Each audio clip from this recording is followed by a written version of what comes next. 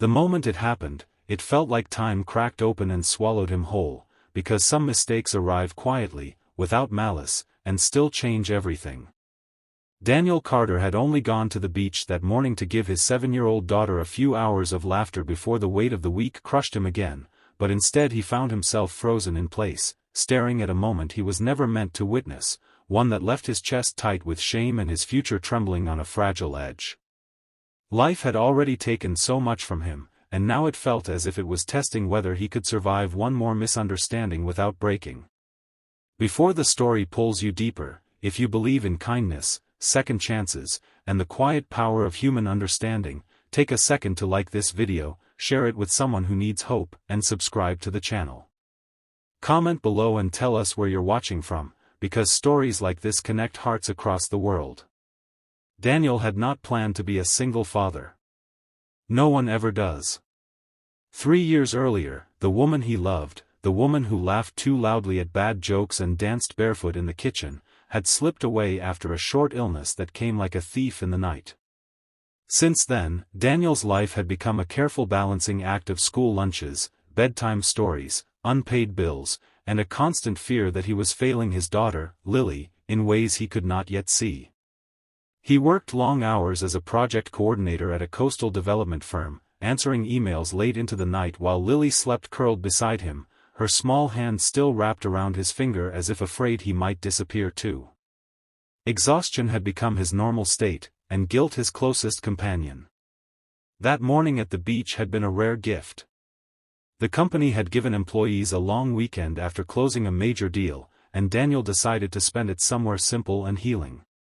The sea was calm, the sky wide and forgiving, and Lily's laughter rang out like something holy as she ran toward the waves.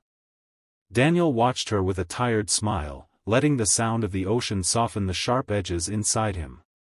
He walked a little farther down the shore, scanning the sand for a quiet place to sit, when his eyes landed on a familiar silhouette near the rocks. It took him a second to realize who it was, and that second was all it took to cross a line he never intended to step over.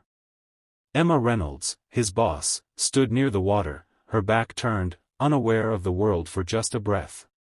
She was adjusting herself after a swim, topless in a way that was natural, unguarded, and entirely human. Daniel's mind did not register desire, only shock, the kind that locks your body before your thoughts can catch up. He turned away almost immediately, heart pounding, face burning, but the damage was done. Emma had already turned, her eyes meeting his in a collision of surprise, embarrassment, and something unreadable.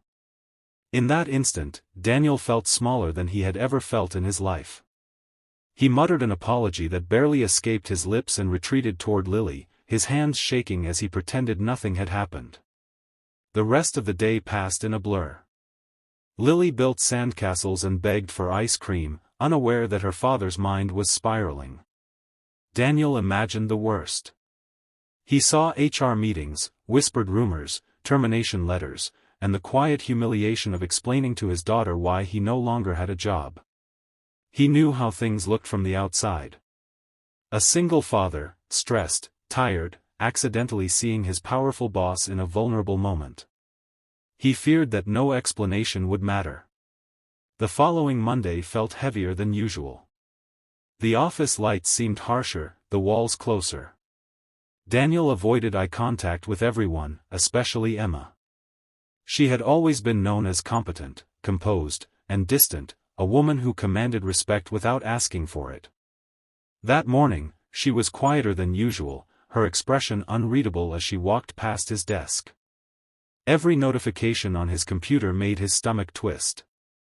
He waited for the inevitable email summoning him to her office, and when it finally came, his hands went cold. As Daniel sat outside Emma's office, he thought about Lily's future. He thought about the nights he had promised her things would be okay, even when he wasn't sure they would.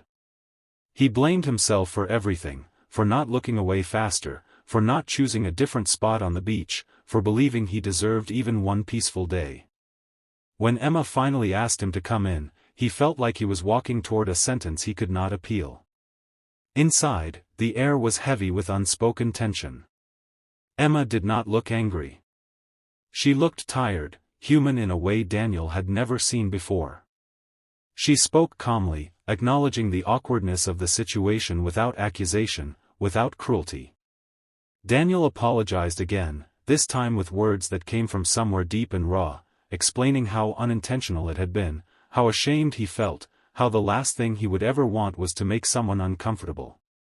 He spoke about Lily without meaning to, about how hard he was trying to keep their lives together. His voice cracked despite his efforts. Something shifted then. Emma listened, truly listened, and in her silence there was understanding. She admitted that she had reacted with shock too, that she had spent the weekend replaying the moment, wondering if she had judged him unfairly. She revealed, quietly, that she had lost her husband years ago, that grief had carved its own permanent space in her life, and that she recognized the exhaustion in Daniel's eyes because she had lived with it herself. The misunderstanding dissolved not with excuses, but with shared humanity. In the weeks that followed, something unexpected happened. Emma did not treat Daniel differently in a professional sense, but there was a subtle shift in how she saw him. She noticed his dedication, his late nights, the way he spoke about his daughter with a mix of pride and fear. When a promotion opportunity arose, Emma surprised him by recommending his name, citing his resilience and work ethic. Daniel nearly declined, afraid of being seen as benefiting from sympathy, but Emma insisted that he had earned it long before the beach ever happened. Life did not magically become easy. Lily still had nightmares. Bills still arrived. Daniel still missed his wife with an ache that never fully faded. But something inside him had changed. The shame he carried began to loosen its grip, replaced by a fragile sense of worth. He started believing that mistakes did not have to define a person forever, that being seen in a vulnerable moment did not mean being destroyed by it. Emma, too, changed.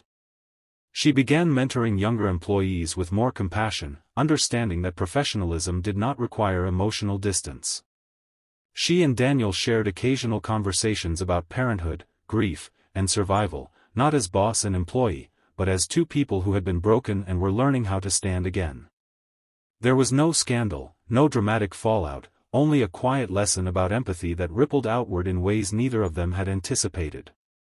One evening, as Daniel tucked Lily into bed, she asked him why he smiled more these days. He told her, simply, that sometimes life gives you hard moments so you can learn how strong you really are.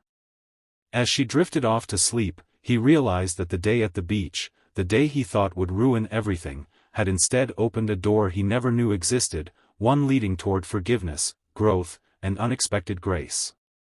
Just before we reach the end, share your thoughts in the comments and tell us what this story made you feel, because your voice matters here. Near the shore, where the ocean keeps its endless rhythm, Daniel often returned with Lily, standing a little taller each time.